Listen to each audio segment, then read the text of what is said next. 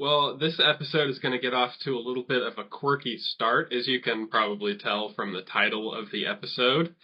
But Thursday, January 8th, somewhat recently here, I woke up with this thought just kind of resting on the surface of my consciousness. And it was essentially this. And it was just kind of a seed of something to develop. But it was following morally, participating bodily. So like action, adverb, something really succinct. And it was specifically, I knew it was about, what does the death and resurrection of Christ mean? And so I woke up with this thought. And I happened to think as I woke up, I was like, that would be kind of a good, like, identifying statement for a church to use. And I thought, I should write this down. And I've had similar things happen to me before. I wake up and all of a sudden I just have this thought or this flash of insight. Sometimes it has happened from literally I'll be doing some complex research and I actually have like a full argument that just is there sort of resting in my mind. So I'm awake, working real hard before, and it's not coming to me in that way. And then I go to sleep and I'm not putting in it any effort at all. And then all of a sudden it just comes to me. So that has happened to me before, but oftentimes I'll just kind of roll over and hope I remember it in the morning, and sometimes I do, and sometimes I don't. But this particular instance, when I was laying there in bed debating whether I'm going to get up or whether I'm going to fall asleep before I decide one way or the other, we have this pack of bubbly, sparkling water on our fridge.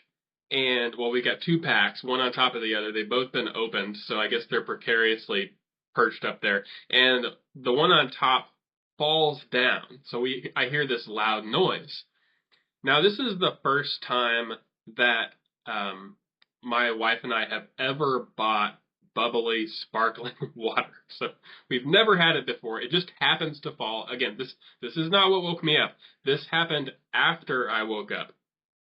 Okay, more than that, this is probably the first canned drink my wife and I have ever bought in our entire 11 plus year marriage. So this is kind of strange that I wake up and then this happens. So I'm still not sure exactly what caused it as I'm laying in bed, though. So I decide to get up and check it out, thinking maybe it's the kids getting up. And I go in the kitchen and I step in this puddle of water. And I look over, and that's when I found out what it was. I see this can that had burst open.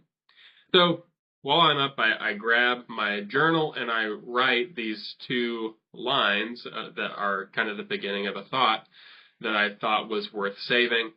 Then I go to bed. I try to go, after I clean up the water, I try to go back to sleep. And I can't sleep. In part, I can't sleep because my wife is now up and she's like in my closet. She's cleaning up these little pieces of dog food.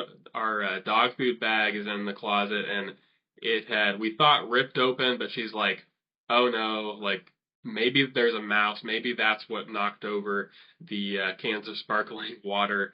So now I just can't sleep with all of this going on. So I think about maybe I'll put this on an episode, and I even thought of the title during this time. So quirky start to the episode, I know.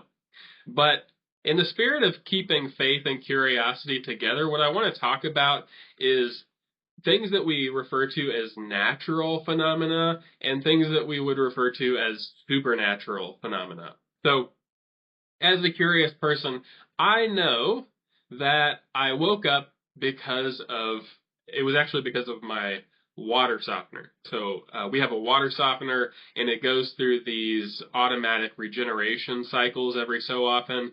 And what this does is it pumps water out, which is then put into our sump pump in our basement, and then you can hear the sump pump working in the background. So that was what woke me up. I know that I had seen this like debate. People were debating, is Jesus just a moral example, or is he like something external to us that we need to believe in? And I remembered thinking like, okay, there's a lot going on there in what Jesus did and what it means. So I know that I had those thoughts in there, and my brain just kind of put those pieces together while I was sleeping. And that's interesting. It kind of raises some questions about the nature of consciousness. But I think a lot of people would say, but that's just kind of natural, right? A natural explanation. It's also natural that I placed the bubbly, sparkling water kind of precariously, and that the lack of friction on those aluminum cans, coupled with gravity, made one roll to the edge, and then the whole thing slid off, and it woke me up. So all of this is natural. But a person of faith might not think about all of those natural reasons, and they might just say, well, oh man, that was God. Okay, a person who's curious might say, well, let's find a natural explanation, and might go through some of the things that I just mentioned. But what I want to think about in this episode is, what if keeping that wonder and faith and also the curiosity together actually makes things more interesting than either of those kind of knee-jerk reactions. So I actually informed my kids about this the next day, and I didn't like tell them what to think. I just sort of said what happened and how it just, this happened to happen, and this happened to happen, and I had this thought that I wanted to write down, and it was just precious to watch because their eyes were just like wide open, and you can tell that they're like, oh my goodness, like something important happened. And I said, I think that maybe God wanted me to remember that. Do you? And they were just like, yeah, I think so. So it's just interesting to see the mind of a child working. But okay, so in the spirit of this whole natural, supernatural thing, I want to draw your attention to a few passages of Scripture. These are found in Genesis, and these are etiologies. An etiology is like, it comes from the Greek word for cause, and it's like, this happened, so things are now this way, is what an etiology is. So think of one of Rudyard Kipling's Just So stories. Like, this is how the leopard got its spots. This is how the elephant got its long trunk. So, etiology, right? Well, in the Bible, there's these famous etiologies, and one of them is for the serpent. So in Genesis 3, the serpent tempts Eve, and God says to the serpent in Genesis 3:14, because you have done this, cursed are you more than all cattle, and more than every beast of the field.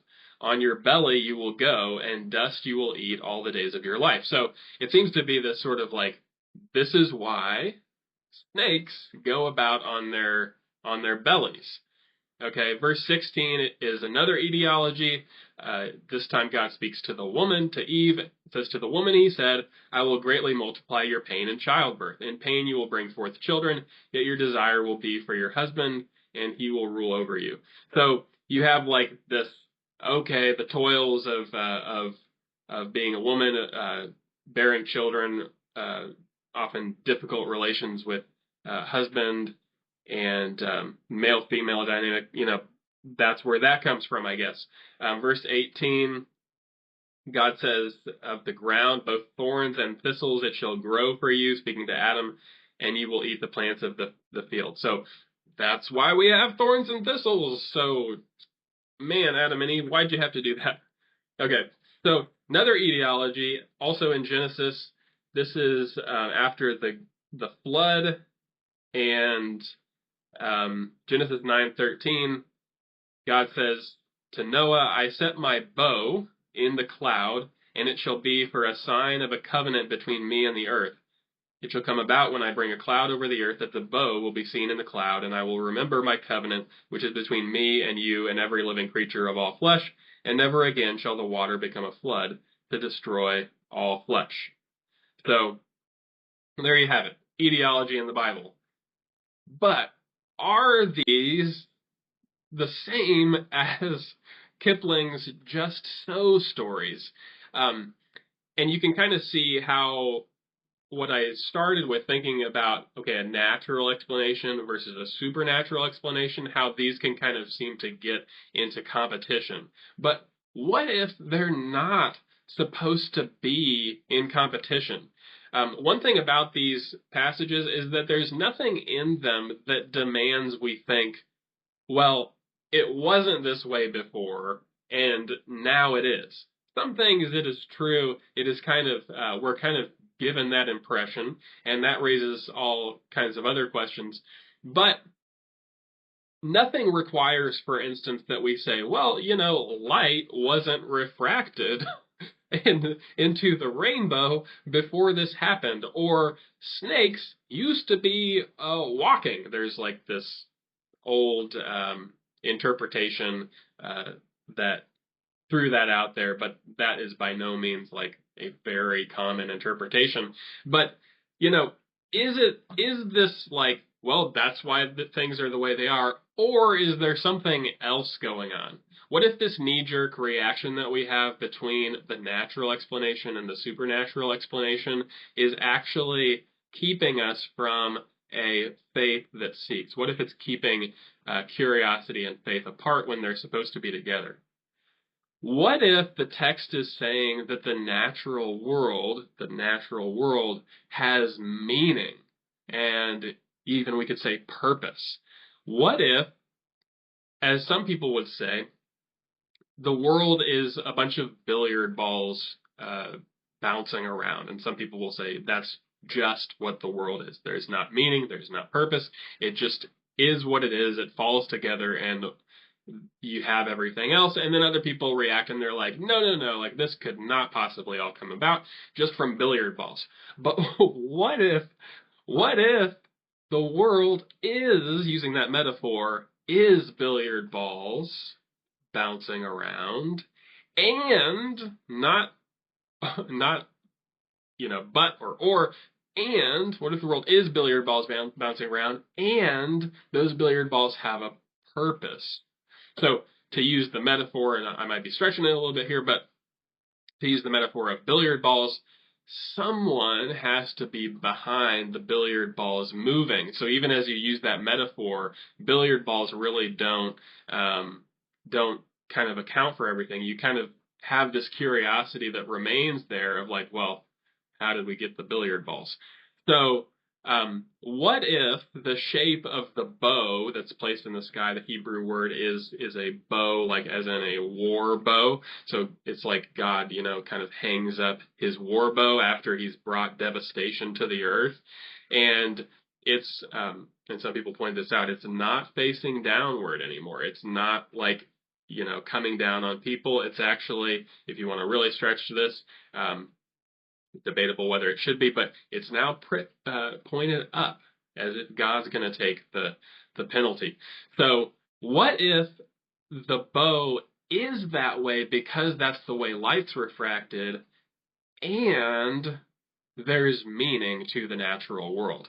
What if serpents naturally are or became the way that they are, and we should get a sense of evil and what it's like as we look at it? What if there's meaning to the natural world? So I just want to mention this briefly. I won't go into full detail, but perhaps another episode in the future. There's an ancient work. It's one of the oldest works of literature in the world. It's the Epic of Gilgamesh. You've perhaps heard of it. And in the Epic of Gilgamesh, there is also an etiology for how snakes got to be the way that they are. Specifically, why do snakes shed their skin? Now, I would propose that ancient man wasn't just dying for an explanation of why snakes were different. I would propose that ancient man was trying to say something, was trying to say that you can know certain things through the ancient world. And by the way, the author of Genesis almost certainly was familiar with the tradition behind that etiology. And Gilgamesh, the sophisticated reader of Genesis, was almost certainly could have been aware of that tradition. And neither of them would have been bothered by this in the slightest. So if you're like me, this really piques your curiosity as to what's going on and what those etiologies are all about. And you probably are starting to think maybe there doesn't have to be this distinction between a natural explanation and a supernatural explanation. Okay, so let me return to that thought that I started the episode with. Remember, I woke up and I had this thought that just seemed so neatly packaged. I hadn't spent any time thinking about it, but there it was. Well, I don't think that was magic. I don't think it was just kind of, oftentimes we think of a supernatural explanation and it's just like, poof, it's just there. Because as I explore, I can perhaps think of some reasons and maybe, you can perhaps connect all the dots as to why I think that. Now, maybe you can't, and that gets us into, the nature of consciousness and what all is going on, but maybe you can, right? But that event was not what I want to stress. It wasn't, doesn't strike me as this sort of magic, magic occurrence. For one thing, it came from prior reflection. I had been thinking similar things, even if not the same thing, and my brain just kind of put it together. And also, because I had that thought, I didn't take it as like, okay, now I've got my sort of divine word, and I don't have to think about it more. It actually encouraged me to read this book that I got a while back, What Did the Cross Accomplish? A conversation about the atonement.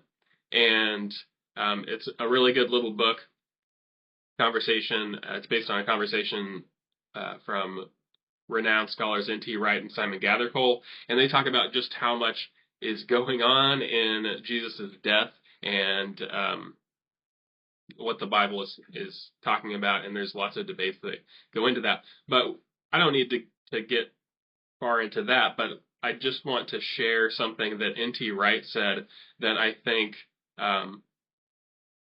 supports and promotes this idea of not choosing one thing or the other. We've been talking about choosing a natural or a supernatural explanation. He's talking here about choosing between, Jesus' death means this or Jesus' death means that. And I like what how he puts it. He says, and this is on page 25, he says, "It is as though someone were to analyze Beethoven's Fifth Symphony by saying, well, in this piece, Beethoven sometimes presents us with a dramatic rhythm. At other times, he uses woodwinds to good effect. Often he plays striking tunes on the strings, and so on. That might all be true, but the listener is still waiting to hear the music." So applying this to the whole natural, supernatural thing, it's like, oh, well, you see, that was natural, or that was supernatural, but what actually happened? And does that, like a good piece of music, does that give us the ability to analyze what happened and to be filled with wonder, like my kids were? Next page, as Wright continues, he says, "The elements that are normally played off against one another actually depend on one another for their overall meaning." Now, again, he's talking about what the death of Jesus means, but this applies to so many things, and I think it applies to the way we think of things as natural or supernatural when maybe there's not an either or going on. So, sometimes God speaks to you at 3:15 a.m. on a Thursday.